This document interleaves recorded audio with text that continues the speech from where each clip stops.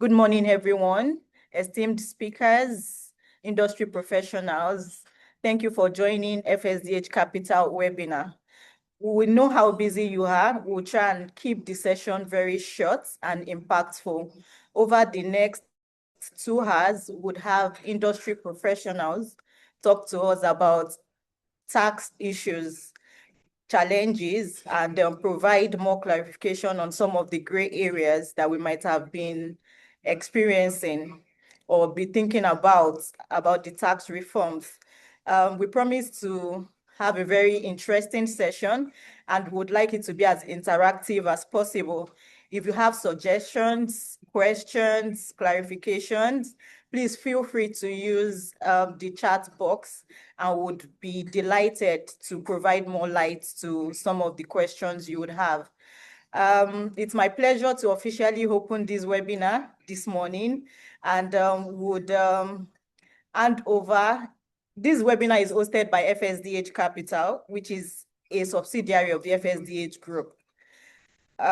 We have different subsidiaries, that's FSDH Asset Management, FSDH Merchants Bank, and FSDH Capital. I'm delighted to welcome the Managing Director of FSDH Capital in the person of Abimbola Kasim to take us through the opening remarks. Thank you so much. Okay, good morning, ladies and gentlemen, distinguished guests, colleagues, and clients of Capital. On behalf of FSDH Capital, I am delighted to welcome you to today's webinar, Repositioning for 2026, Aligning Investment Strategy with Nigeria's Tax Reforms. Today's discussion is about insights and strategy. We will explore what ongoing tax reforms mean for investment decisions, how investors should think about risk and opportunity and how we support sustainable economic growth.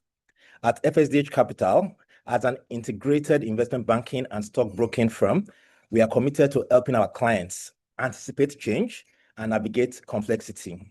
This conversation reflects this commitment. We are pleased to be joined by a distinguished panel of experts, and we look forward to an engaging and practical discussion. Thank you, and I wish you all a very productive session. Thank you. Thank you so much to the Managing Director of FSDH Capital for that welcome introduction. And once again, thank you everyone for joining our webinar. We appreciate your time. We know how busy, but we hope up our first speaker, who is a very senior person and very experienced in the tax discussion. You know, taxation is a very important topic and is more than a revenue generating tool. It has impact on both citizens and even the government. So whether you're a business person, you're an investment professional, you're an investor, I'm sure we would have one or two things to pick from this topic around taxation. Our speaker today, in the person of Mr. Kenneth Erikume, is the country operations partner of PwC Nigeria, and he leads the tax reporting and strategy in West Africa, Nigeria, Ghana, Liberia, and Sierra Leone. He is also a member of PwC Africa Governance Band. He has over 21 years of experience in strategic tax advisory across the African region. Kenneth is a fellow of the Chartered Institute of Taxation of Nigeria and the former vice dean of the Extractive Industry Faculty. He has certificates in investment treasury management from the Association of Corporate Treasurers in the UK. He's a certified insolvency practitioner in Nigeria, and he has assisted many multinationals in reorganizing their balance sheets, mergers and acquisitions. So you would agree with me that we were very thoughtful in bringing someone that a subject matter expert that can provide insights to the tax reforms in Nigeria. Join me as we welcome Mr. Kenneth to take his presentation over the next 30 minutes. Welcome, Kenneth. Thank you for hosting us this morning. Thank you. Good morning. And thank you to the FSDH Capital management team for inviting me to do this presentation. And I'm hoping I'll be able to do it justice and ensure that participants get value for participating in this session. It's always a challenge, doing a webinar and, ensure that people participate and they are active, but I'll try my best to keep you as engaged as possible. Of course, this is a topical issue, so everyone is talking tax now. What is the government going to do? Are they going to look into my bank account? Are they going to collect my money? So it's very topical. I'll try to paint a picture from a corporate perspective and then look at how it impacts individuals as well. So I'll just start straight away to look at, how the tax reforms impacts your investment strategy, either as a corporate or as an individual. Now, I think the first place to start is to really sort of analyze whether the tax reforms poses a risk for your business or is an opportunity for you to enhance value. And it depends on the side of the coin that you're looking at. There are two things that the government has tried to do with these tax reforms. There's the first part, which is around reforming the legislation to be more in line with current realities. Because many of the laws were old. They did not factor in things like the digital economy. They did not even envisage things like crypto assets and digital assets. Our Stamp Duties Act, for example, was enacted. The old Stamp Duties Act was enacted in the 1930s. So they were archaic. So government saw it as an opportunity to modernize the tax laws. And if you notice, in certain instances, taxes went up, and in certain instances, taxes went down. So for example, the one which investors are all familiar with is that the capital gains tax. There's now no longer capital gains tax. So when you dispose of a capital asset, it's now subject to tax, normally like income tax. So the 10% capital gains tax rate no longer exists. Depending on if you're a company, the taxes on the profit you make from the disposal of a capital asset will now be 30%.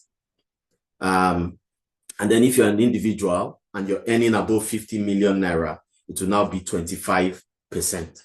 So clearly, from an investment holding and disposal perspective, tax rates have gone up.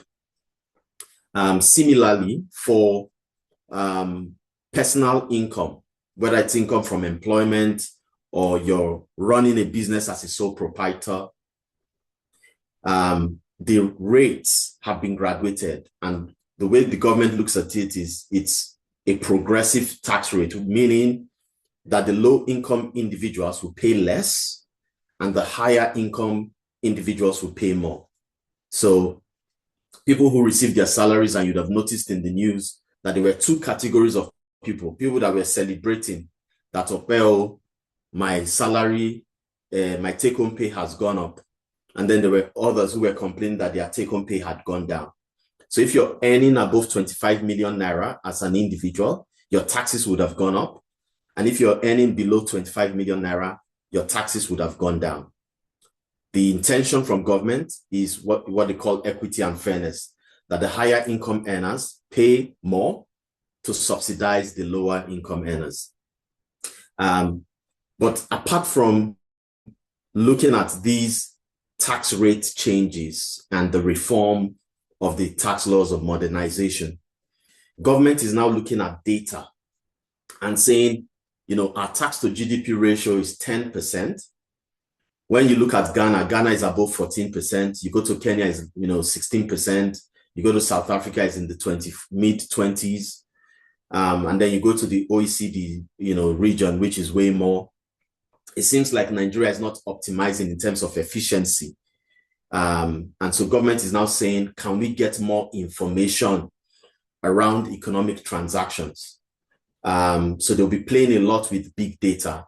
And this is one of the reasons why people have been asking questions around their bank accounts, because what government has now done, for example, with banks and other financial institutions, is to say that if you have a customer and their transactions in a month for individuals is 50 million or above, then the bank or other financial institution has to remit a return to government, or has to render a return to government stating the details of that customer, the sort of transactions, and providing, that sort of information to government. So government will have that to play with.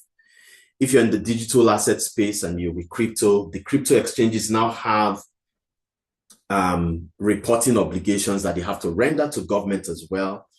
And government would have that information.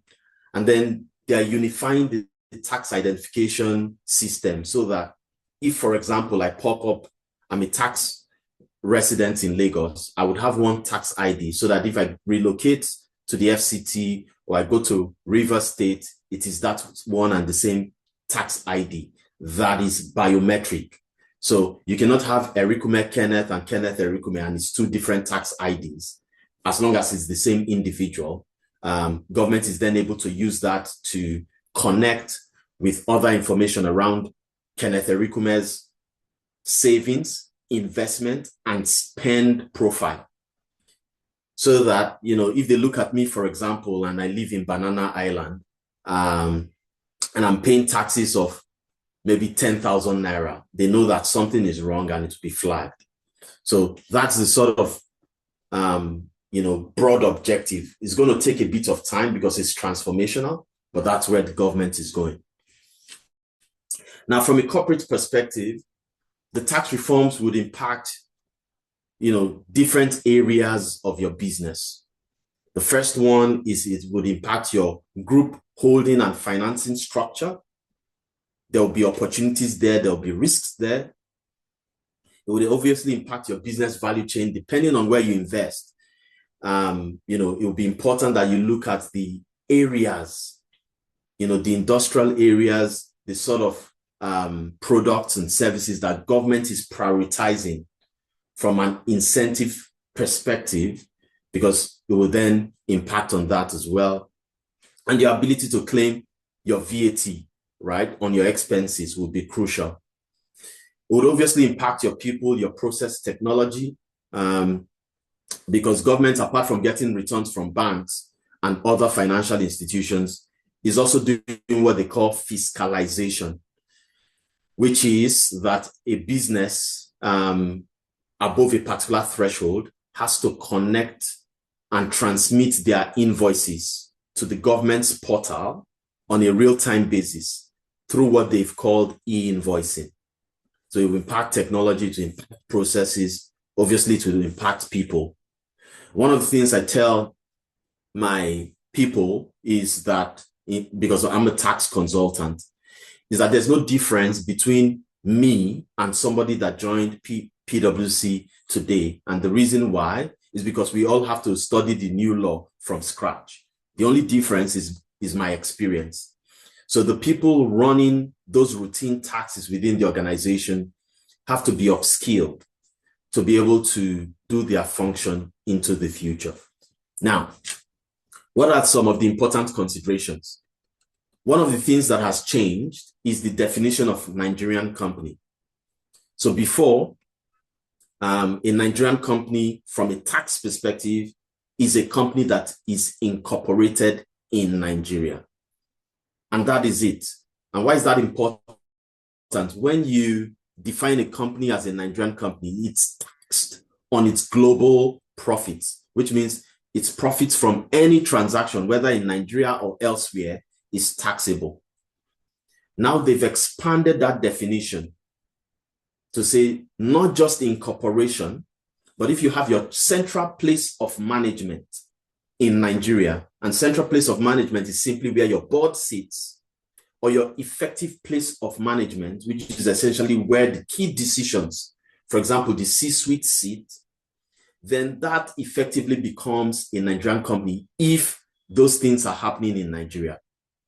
So effectively, the sort of transactions you had in those days where you would have maybe a Cayman Island entity, maybe is involved in trading with the Nigerian entity, and then profits is taken to that Cayman entity without any substance. Those sort of structures will not be sustainable within the tax reforms. So if you have a Cayman entity or a Mauritius entity and the board, all the people making the critical decisions are in Nigeria, it will be considered to be a Nigerian company and taxed in Nigeria like a company incorporated under Cayman. So that's one of the critical changes. Like I said, why does it matter? The full profits of that Mauritius or Cayman entity will be taxed in Nigeria under the new rules. The other thing which I've also already mentioned is that there's no longer CGT. When you dispose of an asset, it is subject to, if it's an individual, 25%, if it's a company, 30%.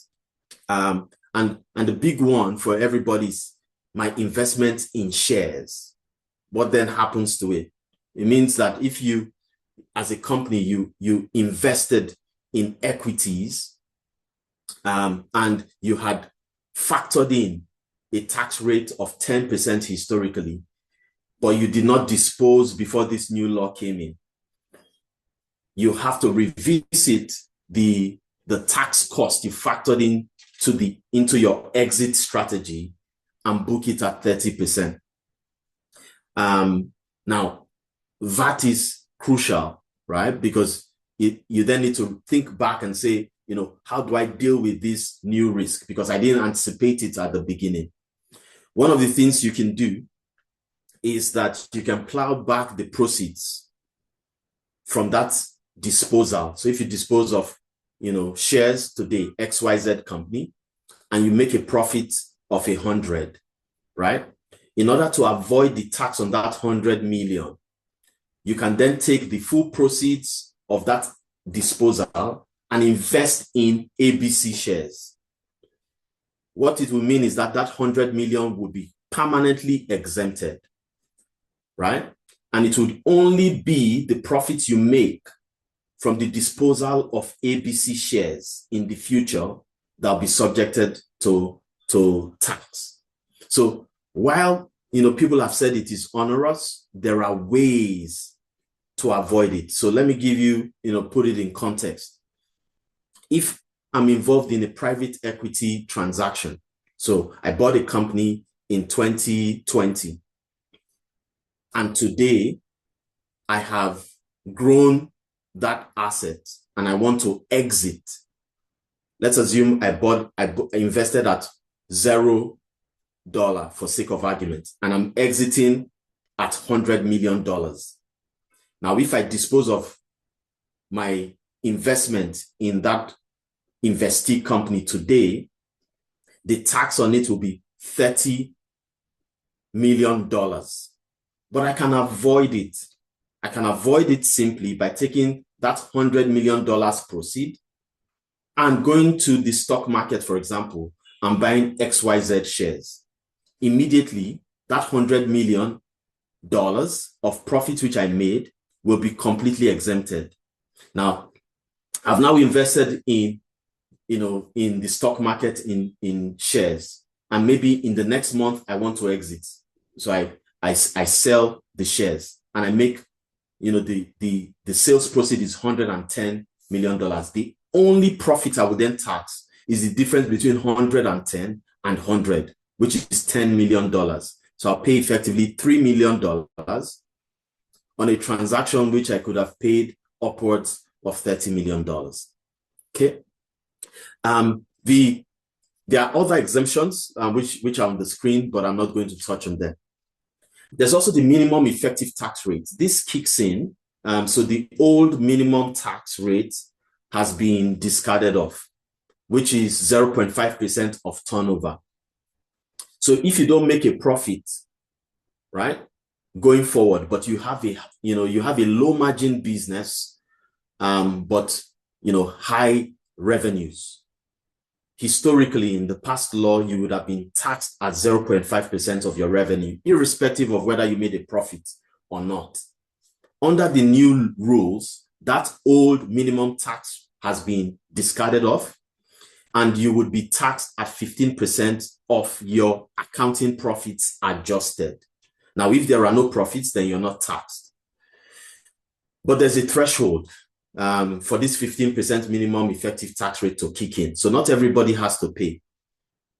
So number one, if you're a Nigerian company and your turnover is more than 50 billion naira in any year, then you'll be subjected to the 15% minimum effective tax rate.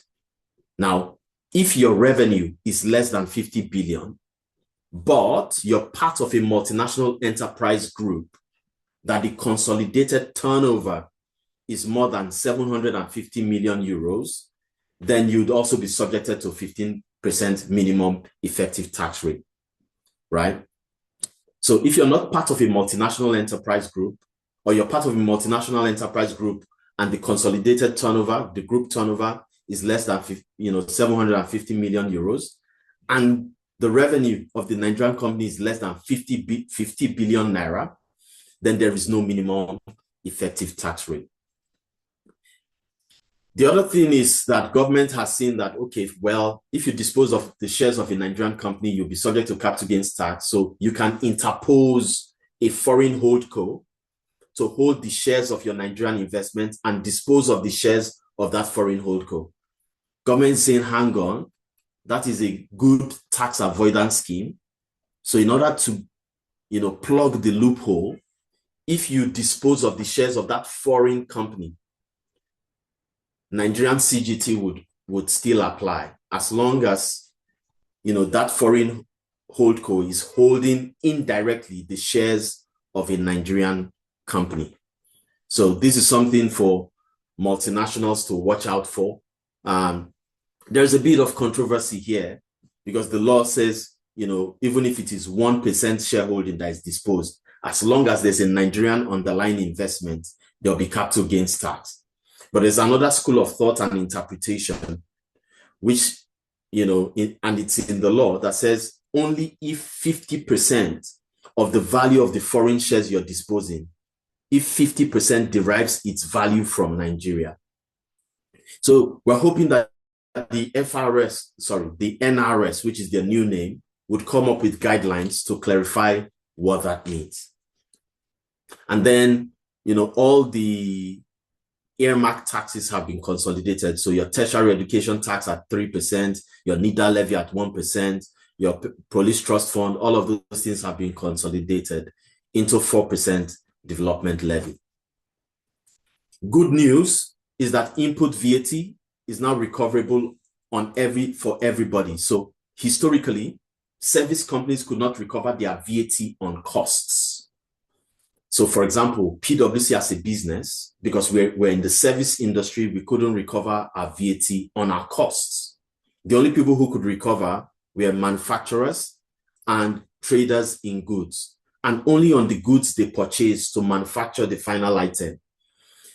Going forward, anybody can claim the VAT on their costs. So if I pay, for sake of argument, 100 million naira, as to purchase an item, let's assume laptops, and the person supplying me charges 7.5 on top of that 100 million, which is 7.5 million. Before, I would capitalize the full 107.5 as the capital expenditure. Now the cost is only 100 because the 7.5, I can use it to knock off the VAT I'm charging to my customers. So what you're going to see is that many companies, their margins from January this year will begin to improve because 7.5% of their cost will be extinguished because of the ability to claim input VAT. I've already mentioned fiscalization and invoicing because government wants to get more visibility of transactions. Now, initially, government's plan was that they would increase the VAT rate while they are giving you the benefit of claiming the VAT on your costs. Now, the Governors Forum pushed back and government maintained the VAT rate at 7.5%.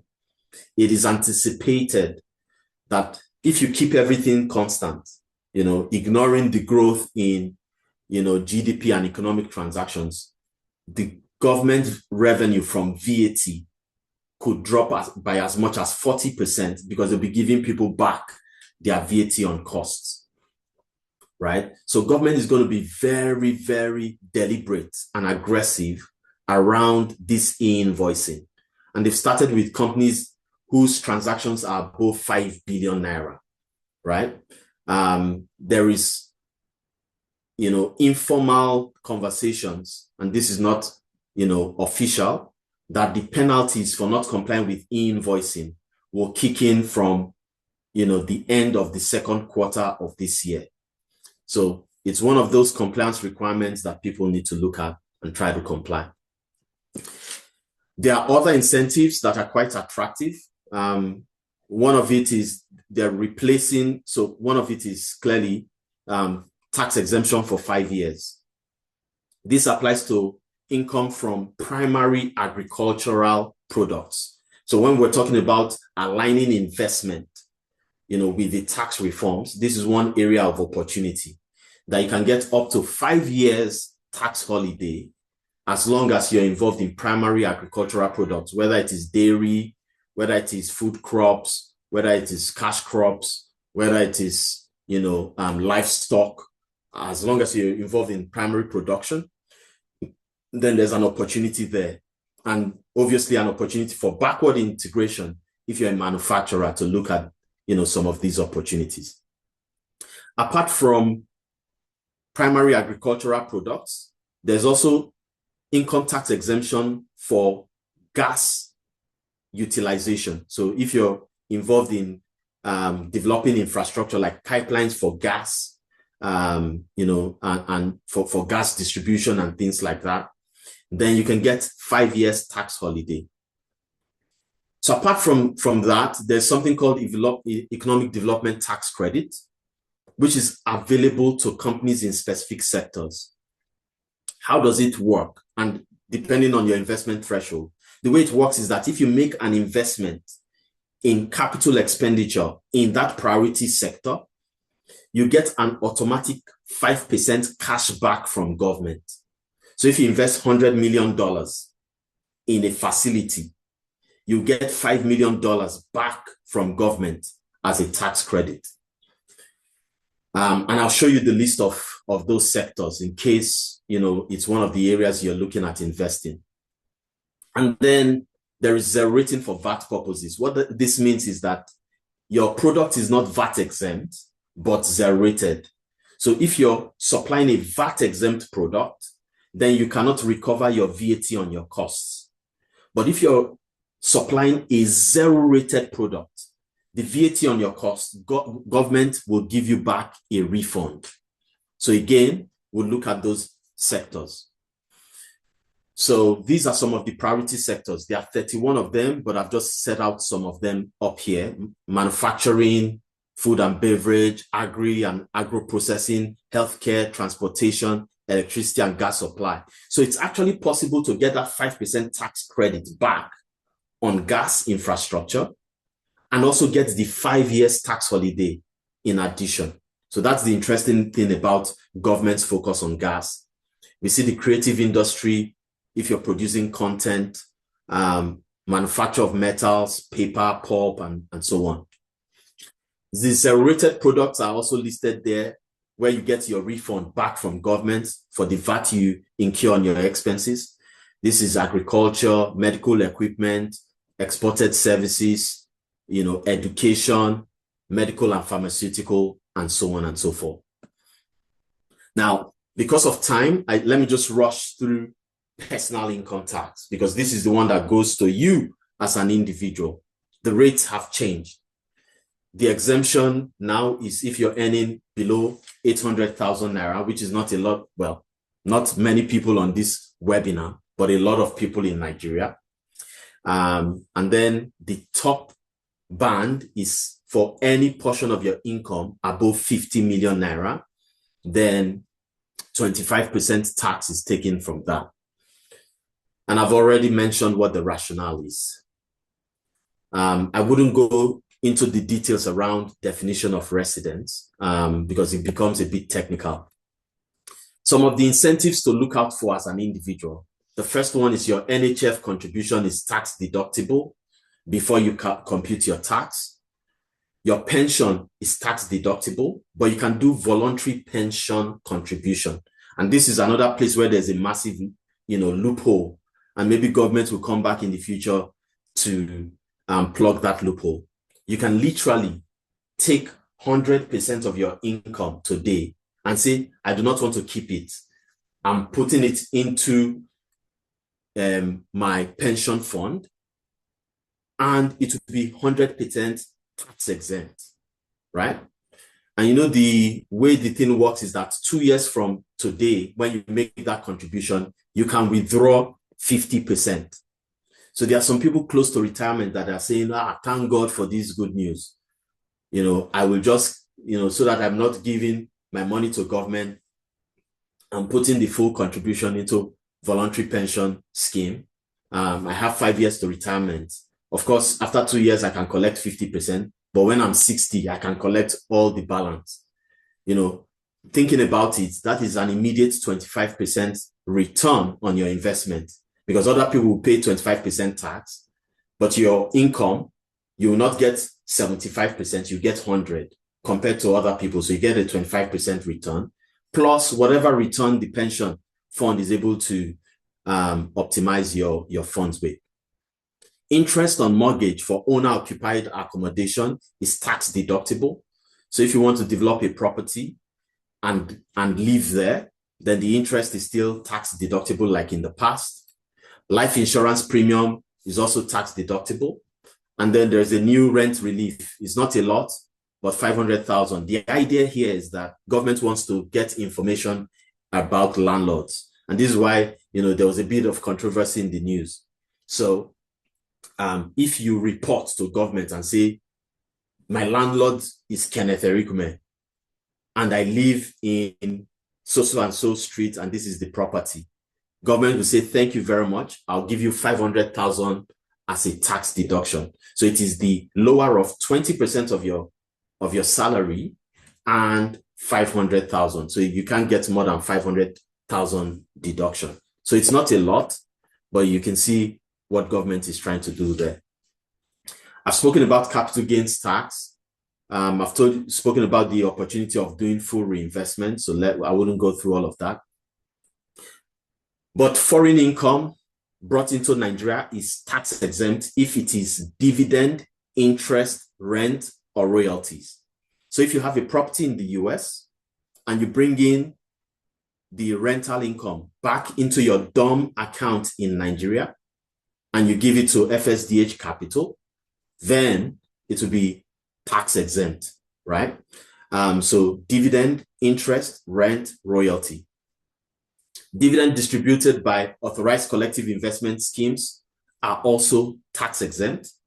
So whether it is rate, RECO, whether it's a mutual fund, and so on, the dividend from the distribution is tax exempt. And dividend received from investment in wholly export-oriented businesses are also tax exempt. And then federal and state government bonds. Treasury bills continue to be taxable, but federal and state government bonds are tax exempt. Now, this is an investor greed that you can look at to say, okay, from an individual and even corporate perspective, where should I be investing? And I'm looking at equities and also money markets as well. But On the corporate side, do not forget gas, agriculture, and those priority sectors, and then the zero rating and all that. But, broadly, these are some of the areas to look at, as an investor grid. The green means it is completely exempt. Federal government bonds, state government bonds, dividend from collective investment schemes, mutual funds, dividends from wholly export businesses, foreign passive income, as long as it's dividend, interest, rent, or royalties, those are exempt and completely exempt. The NRS has put out something to say that OMO bills are also tax exempt and not subjected to withholding tax. So that is administratively tax exempt. Then there are some where they are not tax exempt, but the withholding tax is the final tax. These include corporate bonds, treasury bills, promissory notes, commercial papers, bills of exchange, and dividends. Once withholding tax has been taken, that is the final tax. Then there are some that, it is taxable, whether withholding tax is taken or not, including rent. So when you saw that thing on the news where there was this guy putting something out and saying the tax reforms may have triggered the landlord to now include the taxes as a cost, nothing has changed between the old law and today. The only difference is that government has more data. So people are now scared. So landlords are now saying, well, maybe I need to increase rent in order to mitigate the risk. But rent shouldn't increase because there are other benefits that people get from the tax reform. So rent is taxable. It has always been. Director's fees, taxable. If it is a resident director, 15%, non-resident, 20%. Interest on foreign domiciliary accounts are also taxable. This is one of the reasons why you see that, some financial institutions have written to customers to say your fixed deposits, there's now, on your foreign fixed deposit accounts are now subjected to withholding tax. So these are some of the things that the tax reform brings. There are risks, there are opportunities, but it depends on what you're looking at. And for every prudent investor, you can always optimize opportunity and manage risk. Happy to take questions. Thank you, Kenneth. That was a very, very educating session.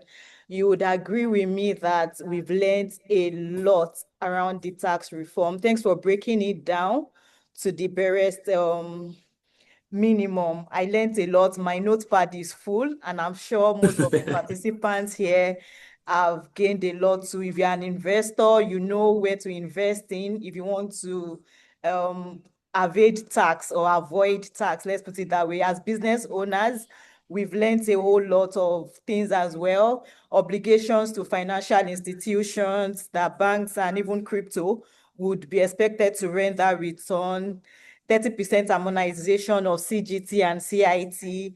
I'm sure we've learned a lot. So please, if you have comments, if you have questions, feel free to use the chat box, and we'll be glad to take it.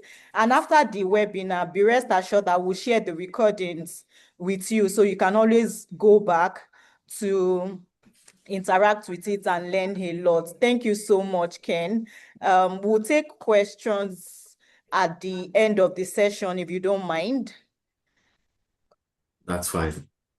Okay, so we'll take questions at the end of the session. There are some questions that are already been dropped in the chat box. So for participants, if you have questions, you can still use the chat box, and be rest assured that Kenneth would address them at the end of the session. Without wasting further time, would like to delve into the next session.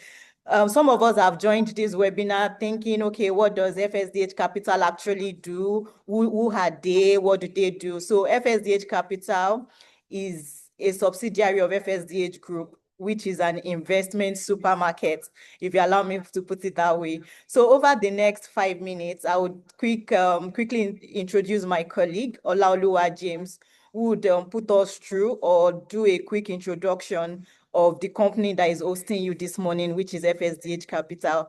Please join me as I welcome Olaoluwa James.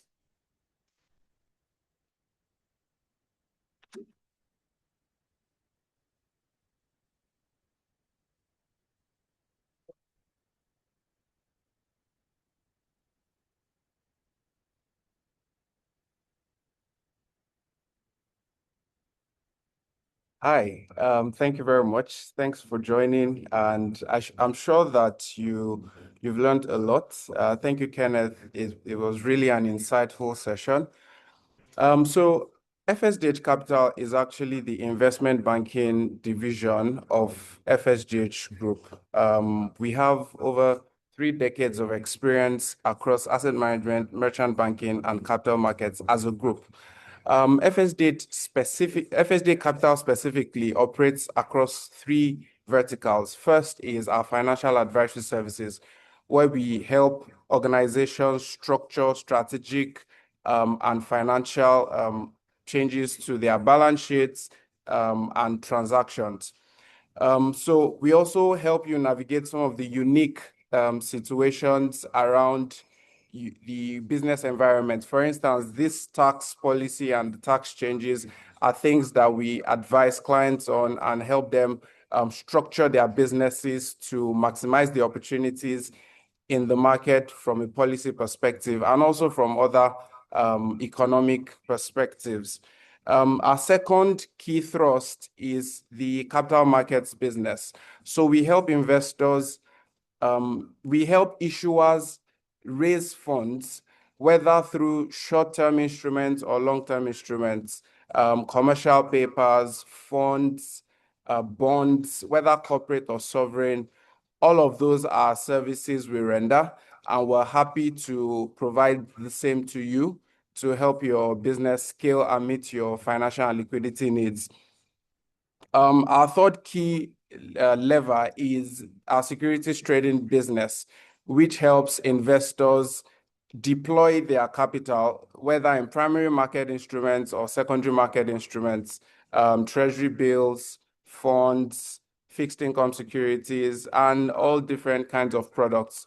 So we look forward to working and partnering with you across your different financial and strategic needs as a business, and we expect that you will enjoy working with us as we help you scale to the next levels.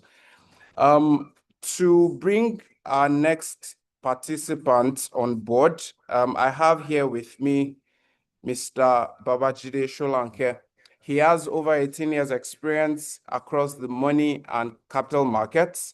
He's a graduate of the University of Lagos, BSc Honors. He's a fellow of the Chartered Institute of Stockbrokers and an associate of the Chartered Institute of Securities and Investments, United Kingdom.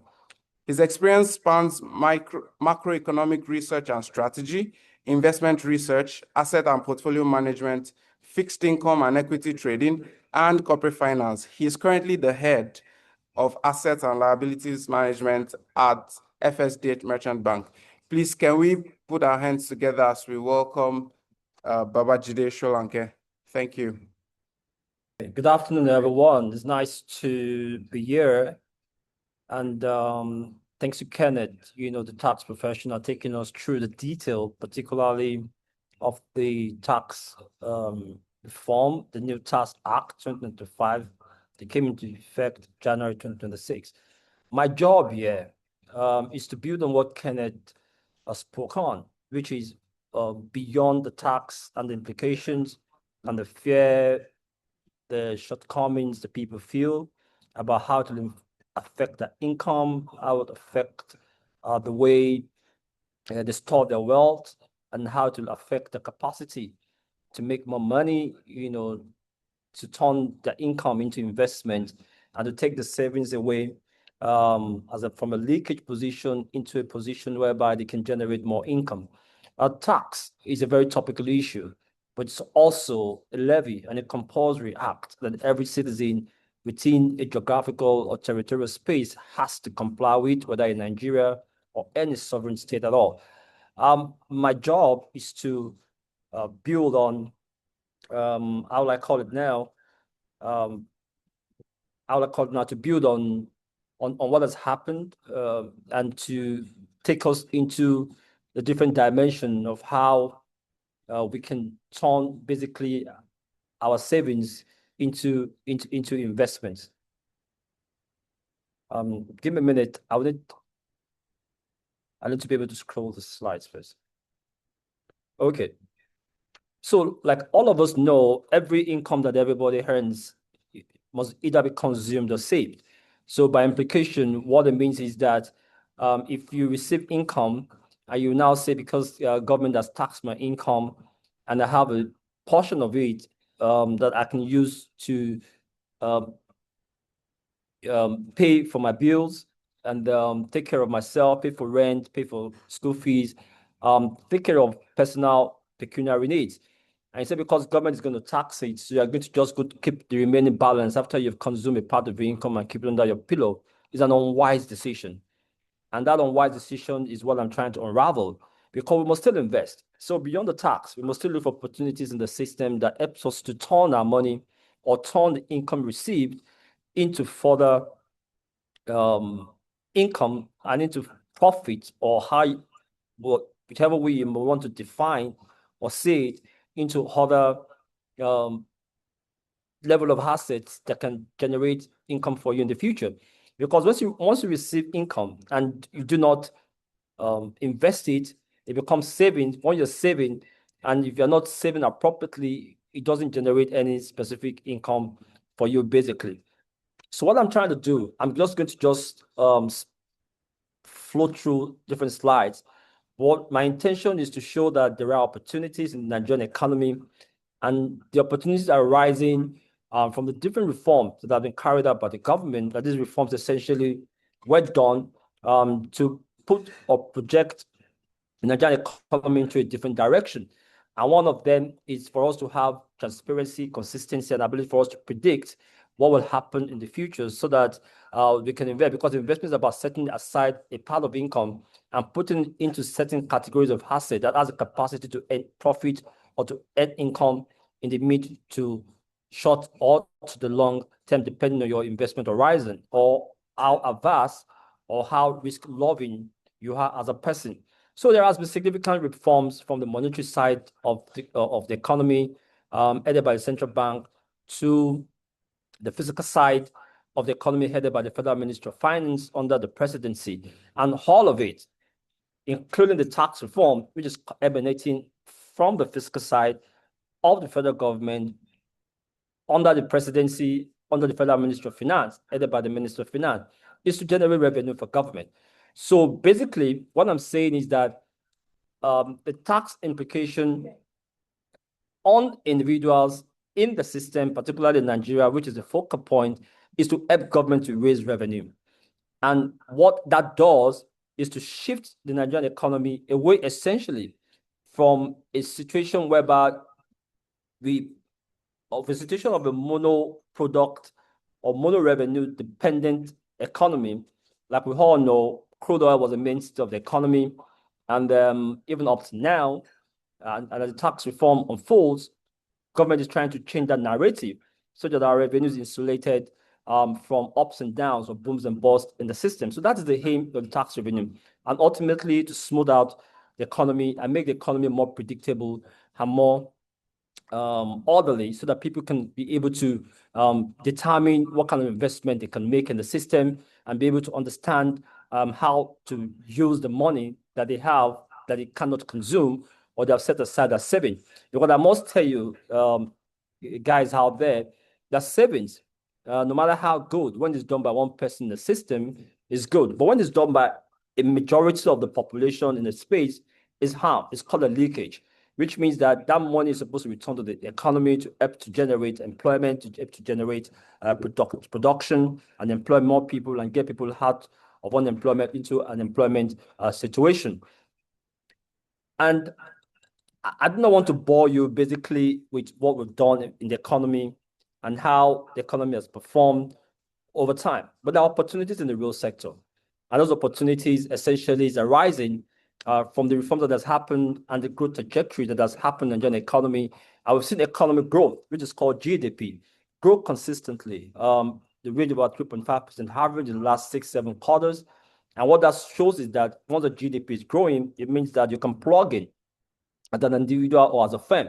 You can plug into that growth trajectory. You can put a part of your income, which is not consumed, which is saved, and you can transform that savings, which whatever amount is given to the savings account or current account, and you can project it and put it into capital market activity or money market activity, which I will get into later. So there are opportunities in the system from the agriculture to the manufacturing to the services sector, and we can see that in the GDP number in terms of economic growth, and now the economy has been growing over time. I will not spend much time on this because Kenneth from PwC has given us an elaborate conversation on the tax reform, the implications, and one thing that bothers people and that elicits so much concern and so much emotion is that government is going to tax my investment. If I invest in the equity market, in stocks, or I invest in treasury bills, which is government securities, government is going to take a part of it away from me, which never used to happen. And because of that, I'm not going to put my money or turn my savings into some level of investment. But that should not deter us, because like I told you, we must turn our income, not consume, into investment so that we can have the opportunity to generate more income for us ourselves, to generate wealth for ourselves, and to be able to transform cash, which is, even though you say cash is king, but cash without a rate or a return on it, it's not a good thing for you. It actually makes one poorer. And so the equity market, which is part of the capital market, has seen huge, tremendous growth, and is all emanating from that reform, or those reforms that have happened in the Nigerian economy. And those reforms essentially, like I said, is to put the economy of Nigeria on a more sustainable path. And people are seeing that, and people are plugging into that. I've seen the equity market skyrocket. And the good thing about it is that the equity market is essentially the performance essentially driven by domestic investors, not even foreign investors, which means that because the foreign investors are already getting a similar high return on government security, particularly what is called the open market operation, which is not open to individuals like us or individuals out there or firms, but open only to banks and foreign portfolio investors.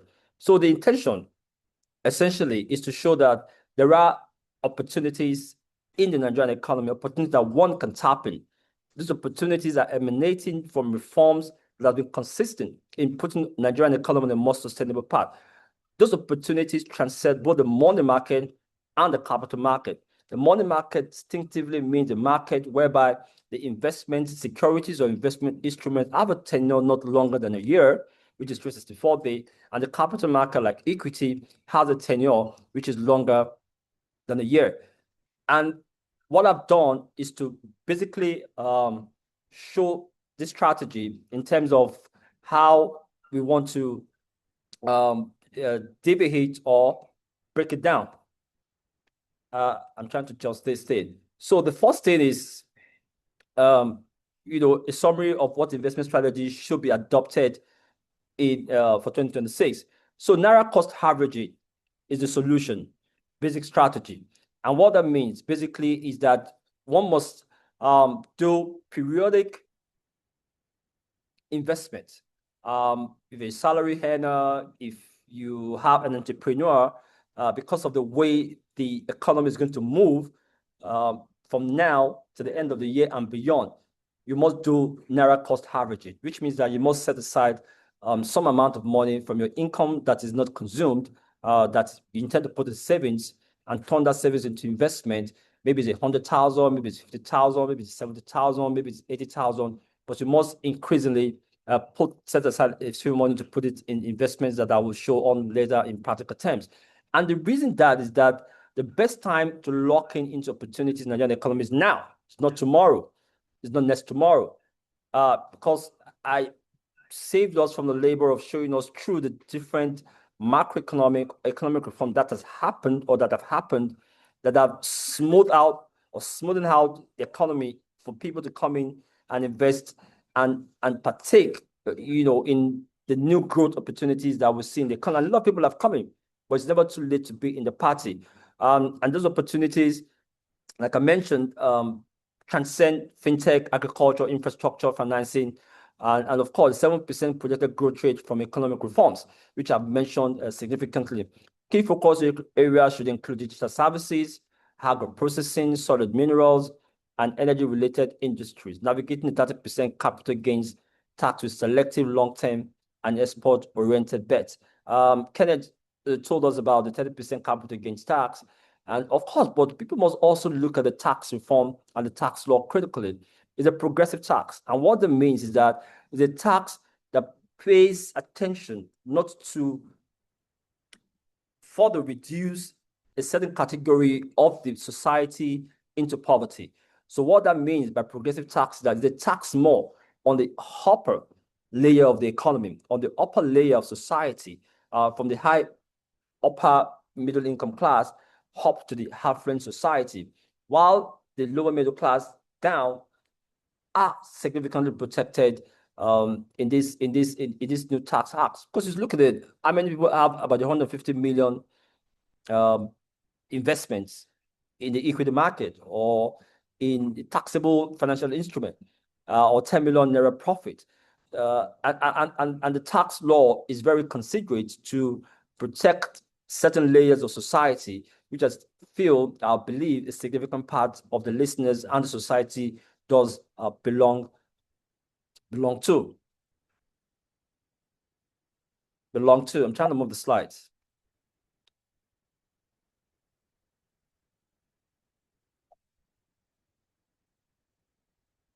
Okay. So what I further did is to break it down into a different dimension. So high yield fixed income capital appreciation.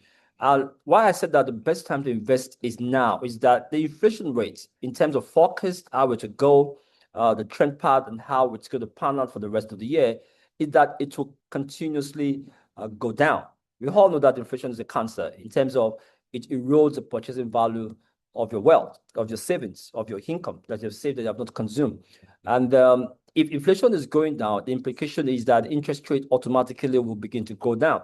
If interest rate is going down, for the fixed income investors, what it means is that if you're not buying now at a particular high rate, if you wait 4 months, 3 months, 5 months down the lane, you're going to be purchasing at a lower interest rate, which means that you're going to have a lower rate of return for your investment if you're not putting your money now. So if inflation rate is projected to continue to go down, the monetary authority, which is the Central Bank of Nigeria, will have to reduce interest rates.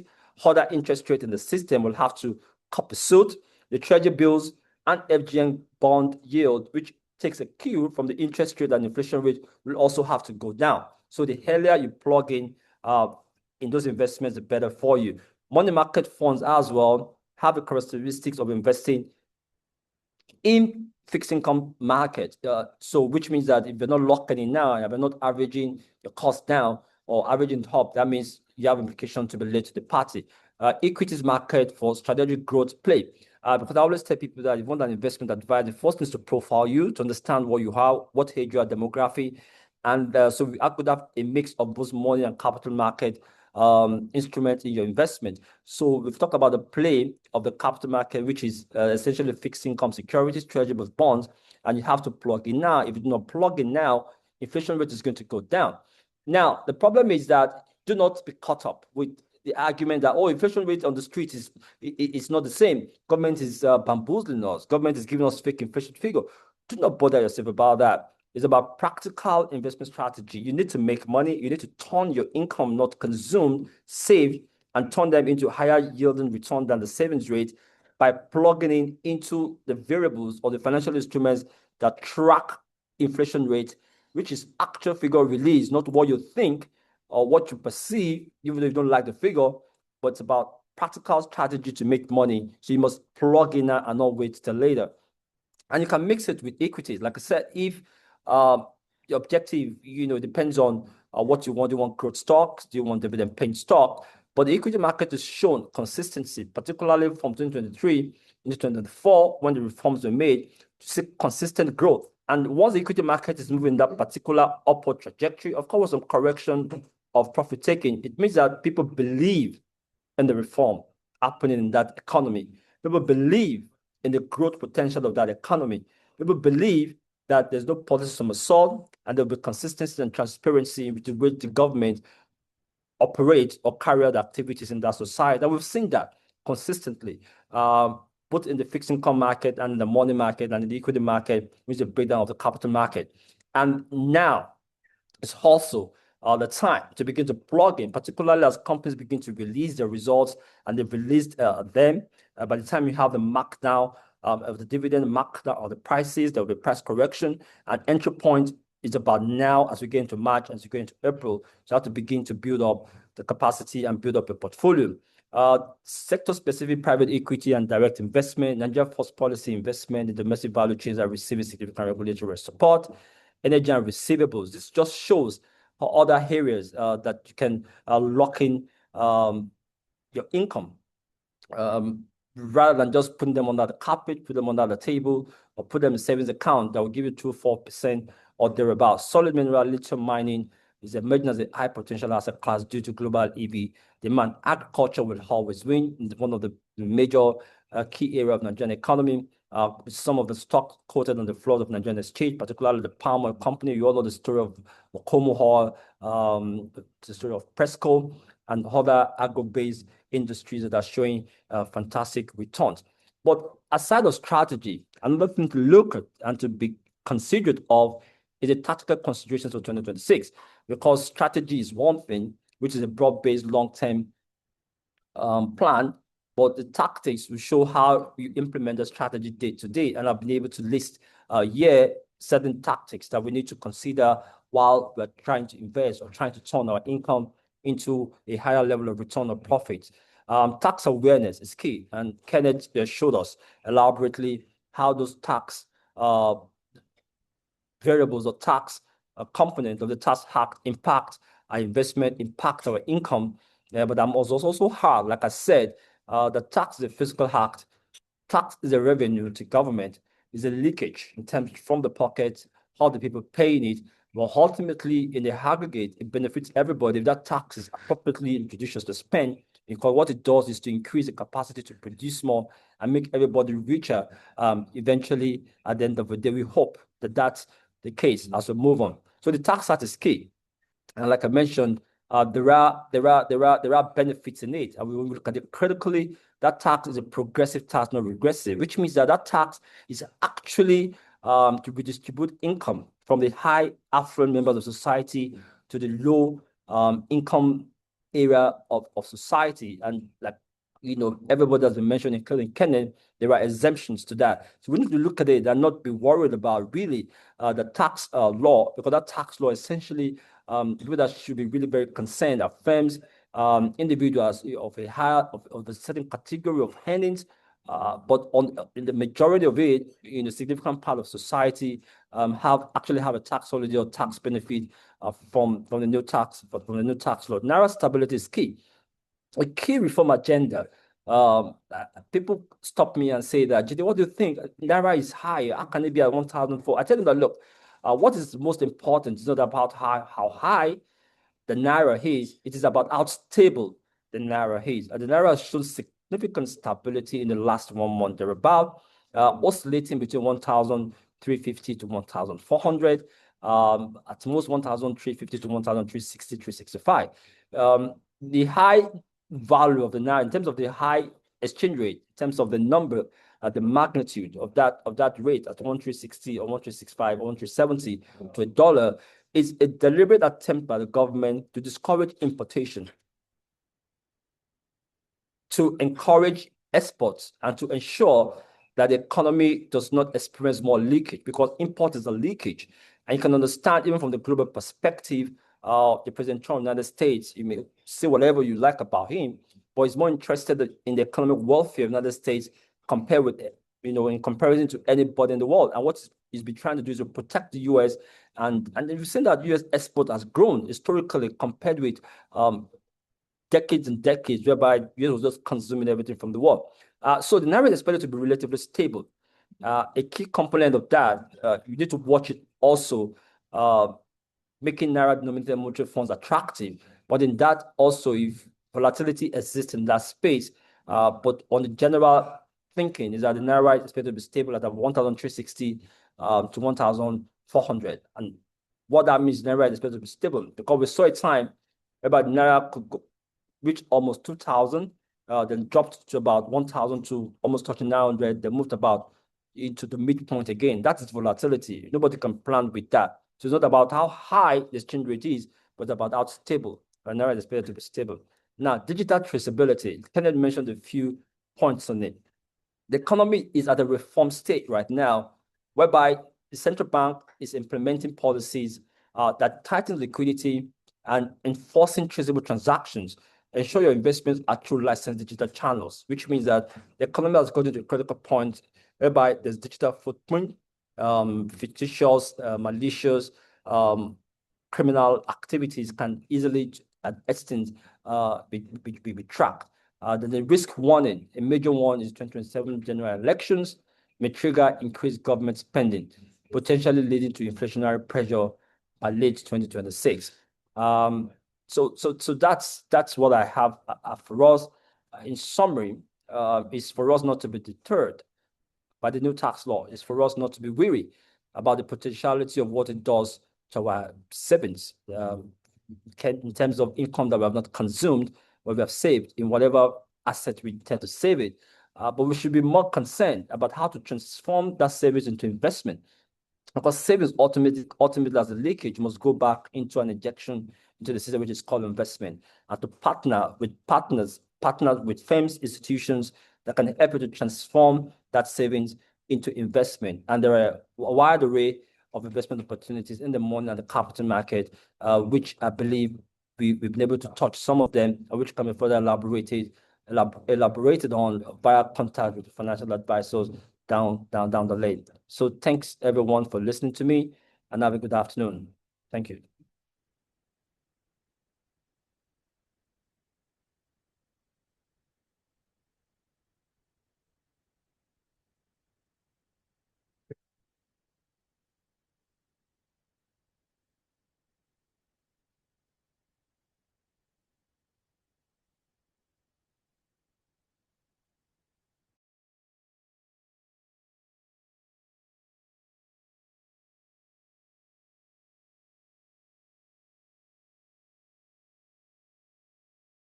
Thank you so much, Babajide, for that beautiful presentation.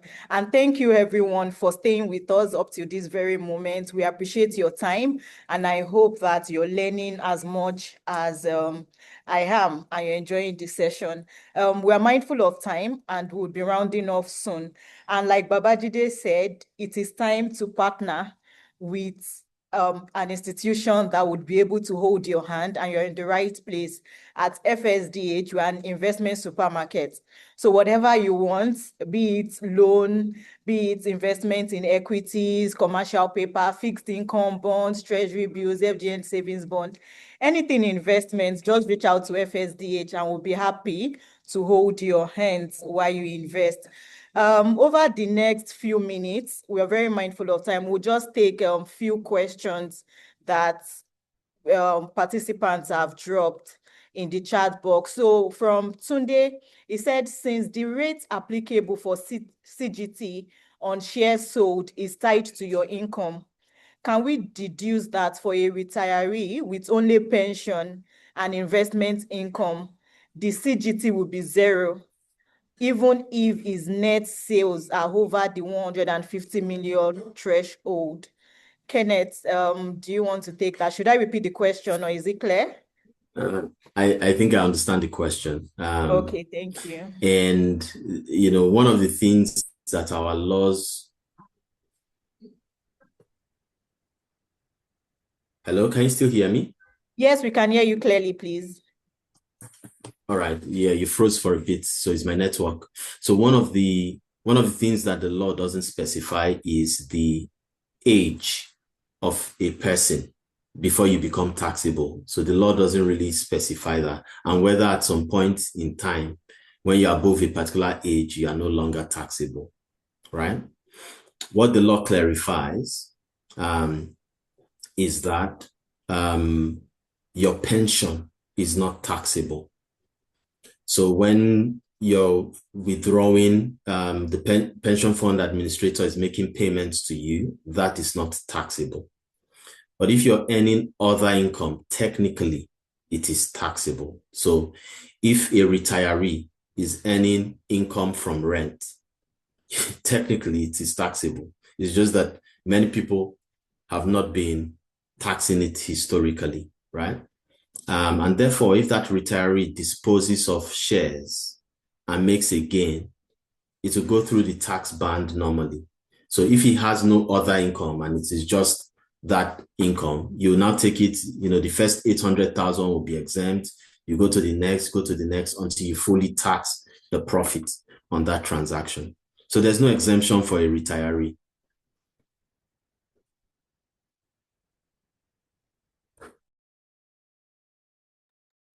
All right, thank you, Kenneth. There's no exception for retiree.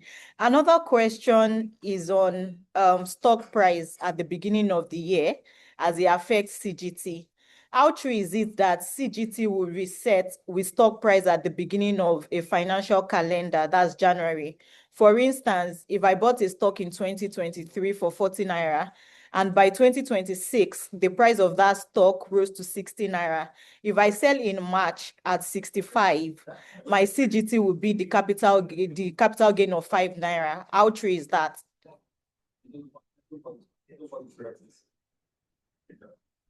You're muted, Kenneth. Yeah, I saw that. So apologies for that. So that was the intention of the Presidential Committee on Fiscal Reforms and Tax Policy, so that people will not, because the law is now coming in 2026 and people already planned with a 10% CGT. So the plan was any gain you have made up to 31st December 2025 should be taxed at 10%, and any profit you make going forward will be taxed at 30% or the personal income tax rate that is applicable. Unfortunately, that intention was never formalized into law. So you really cannot rely it because there's no legislation that actually says that it would automatically reset from 31st December 2025. So until the government comes with that law, just assume that the current law that is applicable doesn't reset, your previous gains, right? And plan accordingly. So if in future that intention from the committee is implemented, then at that time you can take the law and apply it. I've engaged tax authorities on this point as well. They cannot apply a provision which is not documented in the law. So they would like to, but they can't. So just assume that is not applicable until there is a law to support it. Thank you so much, Kenneth. So we'll just wait it out till there's a law to support it. I think one more question before we let you go. Thank you. So someone wants to confirm if reinvestment of initial disposal proceeds above 100 million into equity, if it is tax exempted, what will happen if subsequent disposal of the newly acquired shares is below 100 million? So that's partial disposal of shares B. Did you get that? I think the person was speaking to the portion where he said, if you sold equities and you make capital gain, you can reinvest the proceed in another stock and it will be tax exempt. So the question is, if you do that, subsequently, if you dispose the newly acquired share, if it's below 100 million, will it also be tax exempted? Okay. So the reinvestment exemption is different from the automatic exemption you get if your proceeds is 150 million naira and below, and the profit or the gain is not more than 10 million naira. I don't like talking about that exemption because a savvy investor, will not go into a transaction where the proceeds is 150 million and the gain you're making is just 10 million naira, right? So that is a separate exemption. The reinvestment exemption doesn't have a threshold. So once you take your full proceeds and reinvest it, you get an exemption. But it's very possible that you say, well, the proceeds I got was 100 million, but I don't want to reinvest everything. I'm reinvesting only 80%. So the exemption you will get will just be 80% because you do not reinvest the full proceeds from your initial disposal. So that's the way it works. You can invest partially, but you get a partial exemption.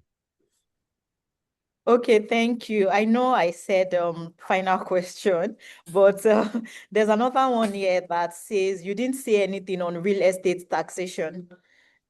Do you want to probably quickly provide clarification around that?